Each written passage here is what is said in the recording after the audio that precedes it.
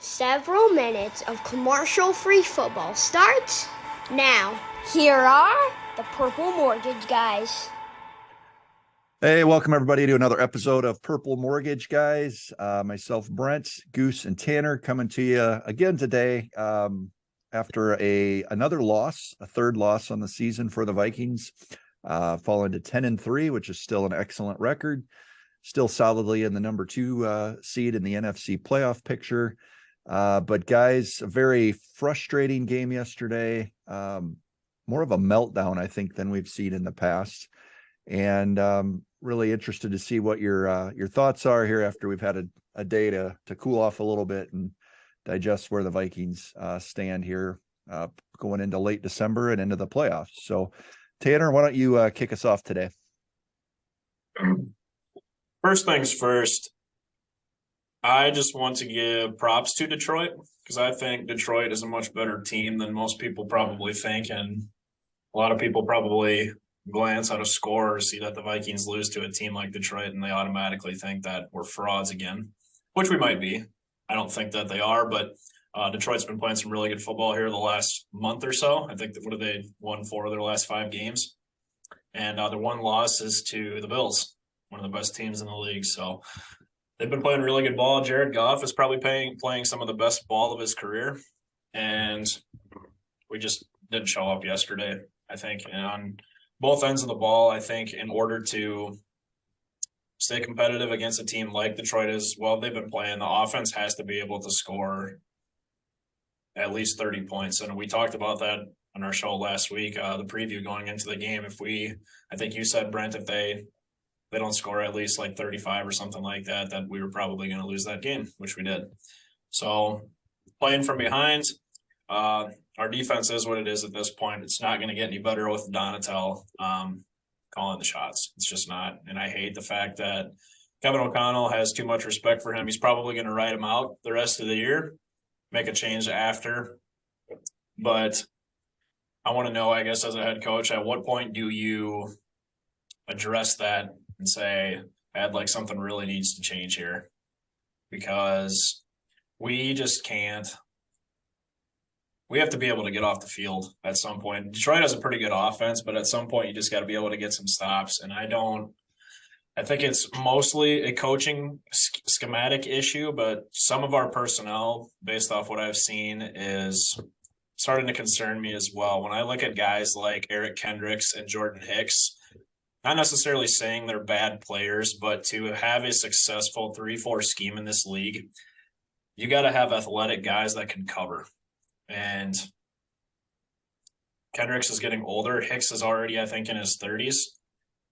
And both of them have been a liability in coverage this year. So they can't cover tight ends, they can't cover backs.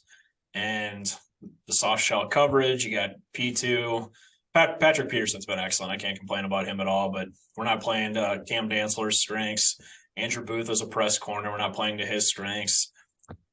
Harrison Smith's getting older. Like, there are some changes that need to be done after the season. We can tackle that at a different point, but I just think that if this team gets their butt kicked in the playoffs, it's because we gave up 40. Yeah. Tanner, I'm curious your opinion. When you see a guy like Eric Kendricks, who I think a lot would argue his strength in his career has been coverage. In his career up to this point, yeah. I agree with you. So I'm curious, when maybe there's a little drop off the past year or two, but when that is turned from his strength to his weakness, how much do you think that is like the coverage that he's being asked to play, and how much of it is like he's getting older?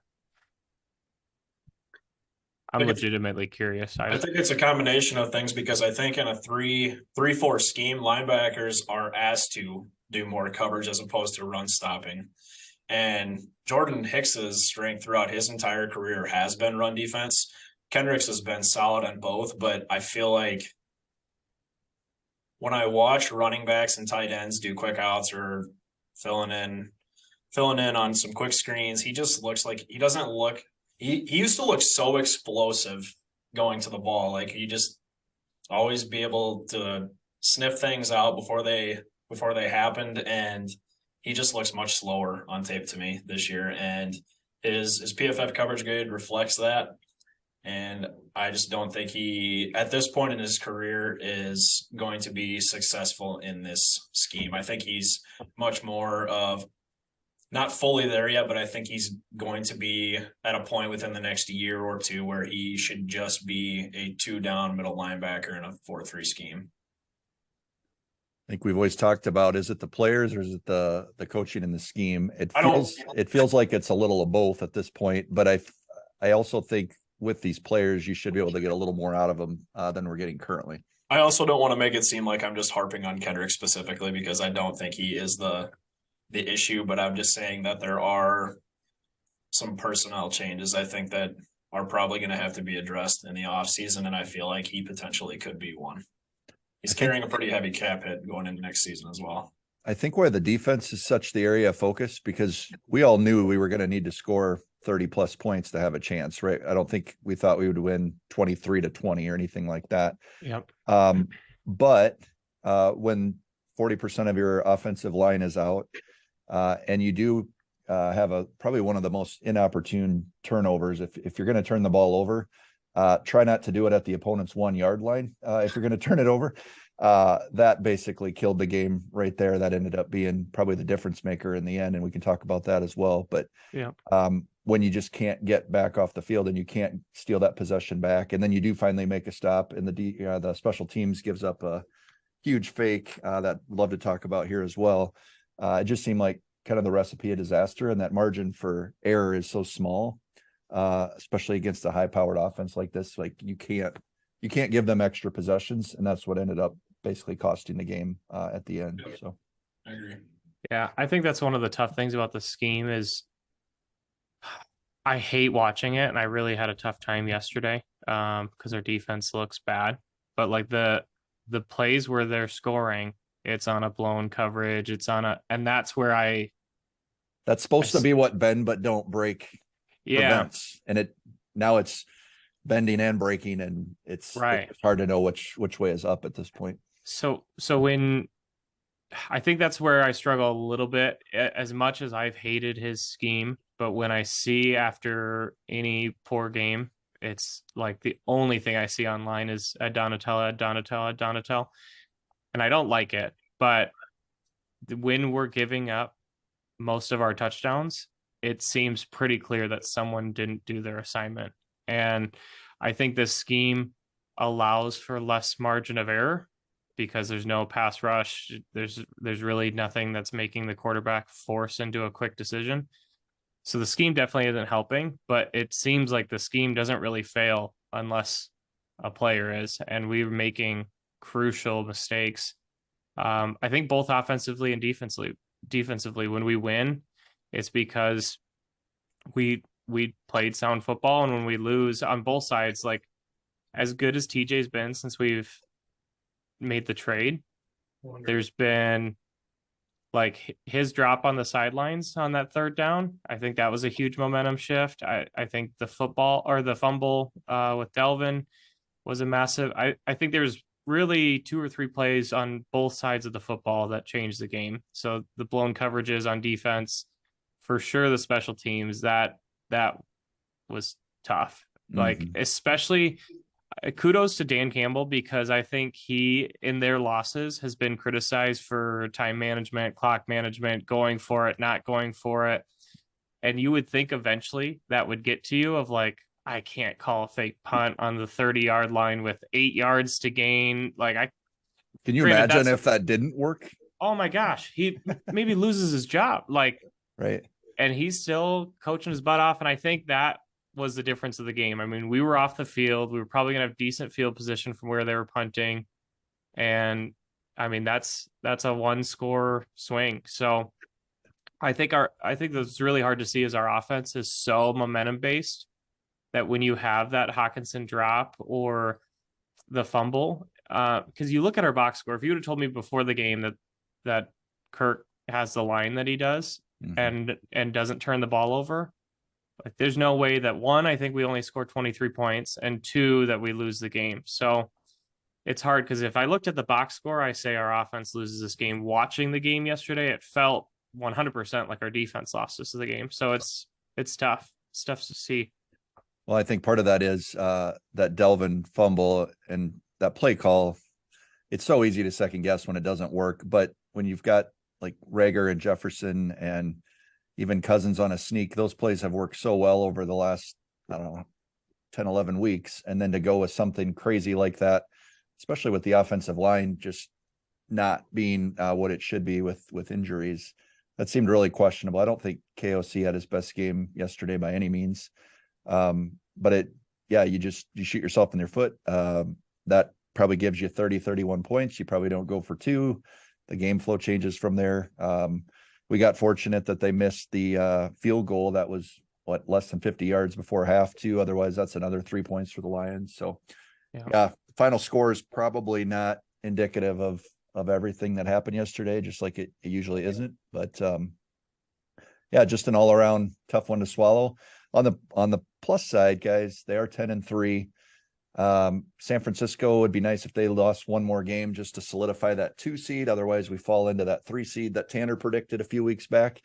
But regardless, they're going to host a home playoff game.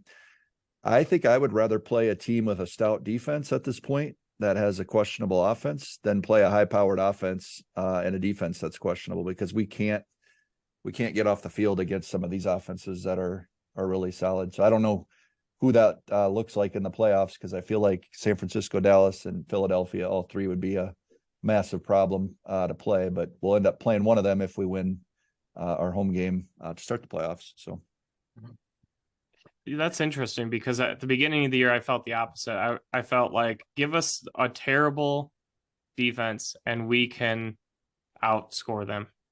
And I think that's because with the Cowboys, I don't think their offense is spectacular, and the Eagles, their offense has been really good, but their defense is just as scary. And we just got absolutely blown out by both of them and didn't score at all. So I felt that. But then, yeah, you look at the Lions, and I think if I would have looked at my own research a little bit, I was really, really close to predicting this as a loss. I talked about the fact that Detroit had only given up 19 points a game on average the last 4 or 5 weeks, that Jared Goff is the least sacked quarterback in the NFL, or tied for 3rd. And all of those things happened. We didn't get to Goff. Their defense did tighten down a little bit. And I don't know.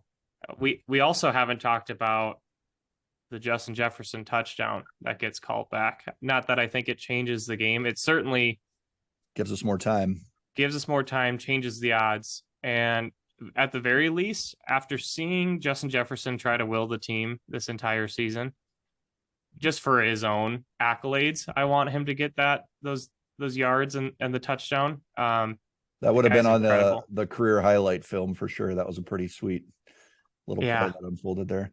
I don't remember a season where I've seen, and thankfully it's been in wins, so they just kind of get brushed under the rug. I don't remember a season where I've seen so many terrible referee calls. We've seen them, but this number of them has just been unbelievable. And when it really doesn't make sense, like the review, like that seems like a no-brainer. The calling the play dead yesterday when he's already broken away from everyone, there's absolutely no risk than just to let the play go. And with that ref right there, I was like, okay, the only way he blows the whistle is he saw with his own eyes that his cleat stepped out of bounds. Like, I just don't get it. The review, are you talking that Jefferson?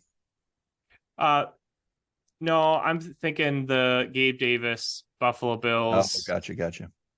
Not Okay. a catch under 2 minutes. So it's not like, oh, KOC didn't throw the flag. Yeah. Okay. There's so many. There's so many this year that I've been like, what in the world? Mm-hmm. Even, and again, I think they get in the next play, but like I thought the Lions, I don't know, 3rd string running back that dove at the pylon. Oh yeah. That was his ball, elbow. His elbow with the ball on the outside. And that is, again, going to New York to be reviewed, because all scoring plays are reviewed. I feel like they probably didn't. Nothing. They probably didn't have a good angle from above, would be the only thing that you could say on that one, because it's obvious that was not across the plane. Well, guys, let's get into our bold predictions because I think this will help us bring up a few other things. But Tanner, I would say Tanner nailed this one. Of all the games we've done so far this year, this would probably be the most accurate any of the three of us have been. Tanner said we would lose 33-26 and Kirk would have a season high passing yards. And it was 34-23 we lost. Kirk did have a season high. Goose, you one-upped him after that and said not only will Kirk have a season high, but JJ will go for 150 plus. That happened as well. You called a 38-33 win.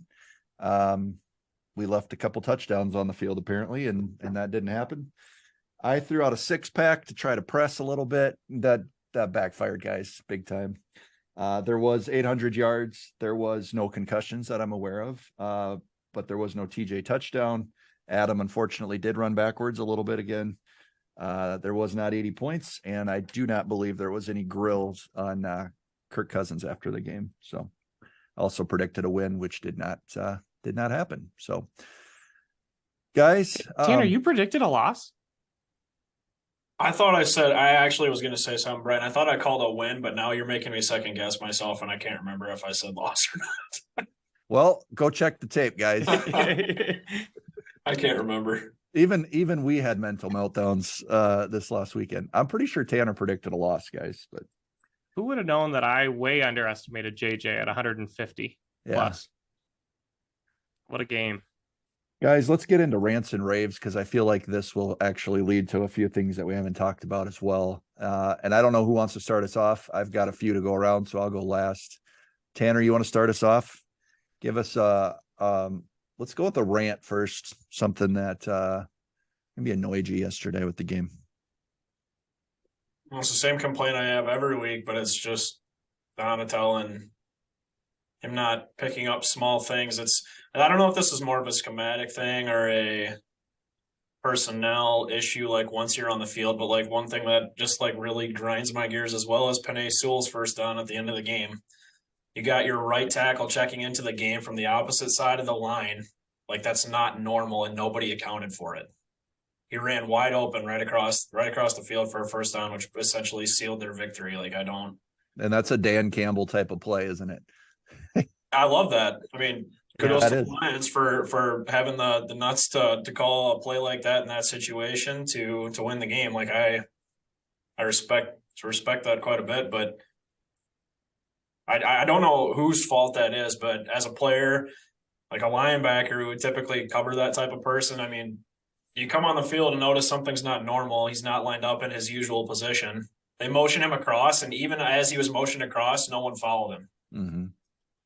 Yeah. So little things like that just drive me nuts. Lack of pressure drives me nuts. The Lions have a really good offensive line, so more kudos to them again. Probably a top 5 unit, but nobody even sniffed Goff yesterday. And if rushing 4 isn't working, which it should be considering Zadarius Smith and Daniil are considered 2 of the best in the game, they should be doing a lot better.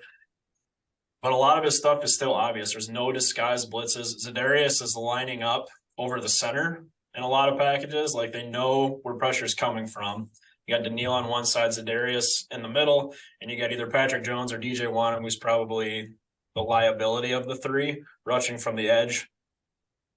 If you're Jared Goff, you probably know where the pressure is going to be coming from and where you're going to have a route to escape. So it's just it goes back to the schematic issues all year. I just think Donatel is complete crap. Like I think I tweeted yesterday that like I hated John DeFilippo. Like he was the worst play caller we'd ever had in team history, in my opinion. I guess since I've been a fan. But my level of hate is almost the same for Donatel at this point. Like there is absolutely no adjustment, and I'm so freaking mad that every week nothing changes and nobody even asks him about it. Like I wish Thomason after the game would be like, at what point yesterday did you want to make an adjustment? Like during the half, what wasn't working? We didn't do anything. It's the same thing every single week. And it's going to be our demise. And I'm not going to be shocked if we lose in the first round of playoffs to a team like New York or Washington or Seattle, or Detroit. We can't stop anybody. Can't stop a single team. I was going to bring up your tweet because I saw that too, that Tanner's spewing a little hatred here on a Monday morning. I love it. we could play Detroit again in the playoffs. They got like a 21% chance to make the playoffs right now after yesterday. We could be hosting them in the first round, which could be more of the same. So, I mean, if you look at their schedule, I think that's a real possibility too. They have to go to the Jets, who've been playing not the greatest. Mike White's hurt. Joe Flacco sucks. Zach Wilson sucks. They got to go to Carolina, who's been playing okay as of late. Yeah. The Bears and the Packers. So, I mean, winning out for them is definitely a real possibility. they asked KOC about it in the presser yesterday after the game, and he's not one to throw anyone under the bus, but he alluded to having to do something because they need to put more pressure on the quarterback. I saw this last night, and I don't remember the exact number, but it was something like 2 of the last 225 or 240 dropbacks against us have resulted in sacks. That is not a good number. That's like the last 4 or 5 games, I think. It was, I don't remember the exact number. It was something extremely, extremely weak. So that's the name of the game. Goose, what do you got? Yeah, I'm struggling a little bit just because I feel like there's almost too many options. The offense deserves blame too, but I can let you cover that, Goose, if you want. Yeah. You want me to go first? Yeah, Brent, you take it away. I'm going to go with the guy that I have raved about all year, and I think justifiably so. But Coach O'Connell yesterday did not have a good game, and I think actually ended up costing us, not necessarily winning. We could have still lost, but being in that game in the second half. I don't understand the play call with it was going to be a jump pass to Johnny Munt. And I could see it if our offensive line was there, but it was like last minute, we're down 2 offensive linemen. Delvin looked incredibly uncomfortable. Watching it back, he didn't have any time really to even set and throw that ball. I don't think Munt had even broken free, but again, I mentioned this earlier, Jalen Reagor, Justin Jefferson on some sort of sweep across the line. I know the running game was not there, but we needed to bleed some clock there as well. Otherwise, they were going to get the ball back with a minute and change to go. Just didn't seem to make a lot of sense at all. And then the 2-point conversion, I actually like going for it there. I think when our kicker's only making 85% of extra points, it's not a bad idea to do that a lot more. But we're the worst screen team in the league by far. And that was the play call. Again, just didn't make sense. And I feel like even the challenge with Jefferson there, I know there was some confusion on, it looked like he caught it past the first down sticks, but he was never touched. It was obvious after 2 seconds that wasn't going to get overturned. And even the viewing audience, if we thought that was wrong, like as a head coach, you should know that. That could have burned him at the end too. It didn't, but he did not have his best game. He'd probably say the same. Still love him as a coach. But yesterday, a lot of that probably does fall on the head coach. So. Yeah, I watched a lot of press conferences, and kind of both of those plays were talked about a lot. The Penei Sewell play, it sounded like both coaches and players were like, no, like we've seen them run that look a million times. It's just 999. It's just 999,000 of them have been a run, and Penei's been the leading blocker, and so that's where I kind of got confused of like, hey, if the players have seen that look before and they just in their head were like, they're going to run, someone's going to have to eat that block, and no one wanted to eat it, which resulted in no one covering him. I get curious about that too. And then I'm trying to find a good angle of that Dalvin Cook pass, because like part of me feels like you should have that's not a precise pass. That ball hits you in the hands and you just duck it up. Like I'd like to see another angle of it, but yeah, I think the play calling on both sides was questionable. If I had to kind of pick someone out and try to offer a little variety here, I hate doing it because it's impossible to know what every individual player's assignment is, but it seems like so many times this year on a blown coverage, Cam Bynum seems to be the guy that's like looking around, and he's young. You can tell that when he makes a big play like he did last week, that he's kind of like feeling like the big guy on campus, like soaking in the moment. And sometimes I think that he is just trying to make the big play, and in this defensive scheme, it is like, to me, it seems like the ultimate like Belichick scheme. Like everyone has to do their job you can't try to play hero ball. You just have to be where you're supposed to be. And it seems like time after time, Bynum is caught jumping a route when he's supposed to be the deepest guy on the field. And it's just, I worry about his development, especially with Lewis's injury, which was a significant injury. The fact that he couldn't beat him out in the job. Harry's getting older. Like, there's a chance that we maybe need to address 2 safety spots instead of just the one. So I just feel like time and time again, there's a big play and he's the one trailing. And you never know if he saw someone else miss their assignment and he's just trying to cover. But I feel like when it's been you so many times, it's got to be something there. And I worry about that. I'm actually glad you brought Bynum up specifically because there was another player yesterday that happened that just really torqued me off. But the touchdown, was it their last touchdown that they had to Reynolds? Yeah. Slant that he was just no help over the middle at all. I could have scored on that. Yeah. I think. You were on a 5-yard slant and you got no help. Like, I just can't. 5 yards of separation. Yeah. It's just the little things like that throughout the entire season, I guess, that we've caught on to. That's incredibly frustrating. All right, well, let's get into the positivity then for this Monday. Any one of us could take the obvious one. Who wants to go first? Snatch up JJ and call that your rave for the day. I'll take it. Okay. 223 yards, was it? 222, I think. Should have had 250. Called the back that touchdown got called short. Just amazing hands on some of those grabs he has too. There it's like third and I don't know what it was, 8, 10, whatever, and he snatches it in traffic.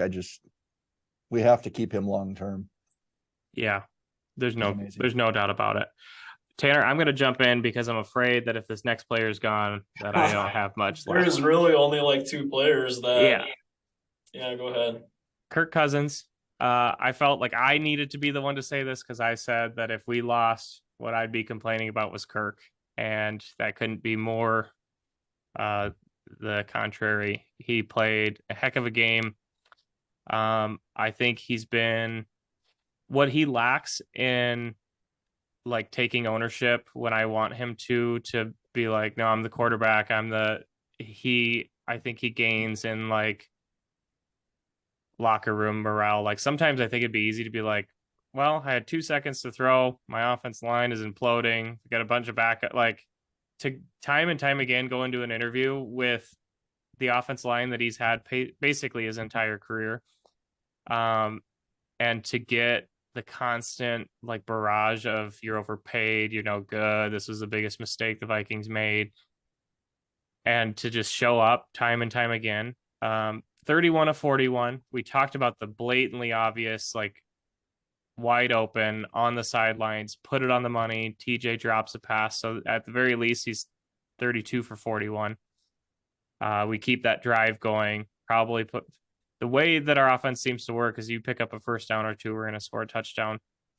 And to not have a running game and to week in, week out, I think he realizes what us fans have realized, that Justin Jefferson is the best player on the team, and it's not really even close anymore. His first year or two, he had solidified himself as the number 1, but it didn't feel like there was a drop off too much after him.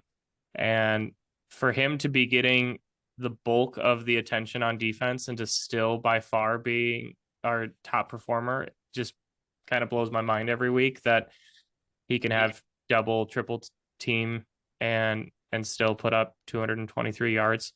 But for that to happen, Kirk has to look at triple coverage and put the ball where only JJ can go get it. And I just think he was back to his accurate self after a tough performance last week.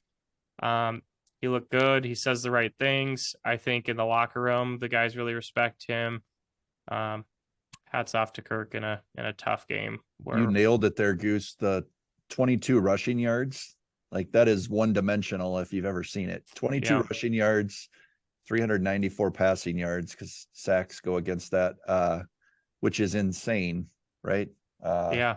He got hit a ton, 4 sacks, like we said, 22 rushing yards. So he had an unbelievable performance yesterday. I mean, just ugly. 17 total carries as a team, 22, 1.3 carry, a long of 5. So you didn't even have that like big play to kind of. I don't know that I've ever watched a game where there was less of a threat that we're going to run the ball on you. And we had all talked about earlier in the year, like even if your run's not working, like you got to stick with it. This was the one time where I think we were all like first quarter, like, all right, we're having success with the pass. We are going nowhere on the run. We have to. You almost have to just abandon it. The pass has to set up the run. That was the only way that was going to work at all. Yep. Tanner, I'm going to throw it over to you for a rave. And if you can't think of one, there are 3 guys that didn't play yesterday that you could rave about because them being there might have helped. No, mine are quick. I'll go off the wall with both of mine. Also, Justin Jefferson's stat lines from the first time he played the Lions this year as opposed to yesterday are wild. It's crazy that that's the same team. But mine are going to go to Dalvin Tomlinson and Kairos Tonga. I want him to get more snaps. He is if you go back and watch the game, he beats this guy almost every play. It is extremely impressive. I think he should be getting at least 50% of the snaps with Jonathan Bullard now out for the year. So Dalvin Tomlinson gets my other one, 9 tackles yesterday. I think there were 3 players on defense that had 9 tackles leading the team. Dalvin Tomlinson was one of them. He is constantly around the ball every time there is a run on the ground. So those are my 2 off the wall raves. Okay. Well, the good news is we are still 10-3. The Athletic put out % chance of making the playoffs. We're like right at 100 for making the playoffs. They actually have the Vikings at an 8.8% chance to win the Super Bowl, which I think seems high. But that's basically 1 out of 11 times you play it, the Vikings win the Super Bowl. So I don't see it, but we got a lot of things to be optimistic about. We've got Darisaw coming back, I would think, this weekend. Bradbury likely coming back. I think Bradbury could have played if the game was like a playoff game. And then Harrison Smith being a huge part of that secondary as well. Game probably would have been quite a bit different yesterday if those 3 guys would have played, but you could say that about any team any week. So it is what it is. I think one of you said we didn't want to go into the playoffs on this huge long win streak. So we got that box checked now as well. And I think we're going to have a lot of these games. Guys, one final thought. I feel like this team, although we're 10-3, we're probably overperforming on a record, probably more of a, 8-5 type of a team with some of the holes that we've got, which is, I think, kudos just to overperforming in the coaching staff and how they played in these tight games most of the time. So was not a 1-score game yesterday. It was 2 scores. So we got that record still going. Any final thoughts? We got about a minute left, guys.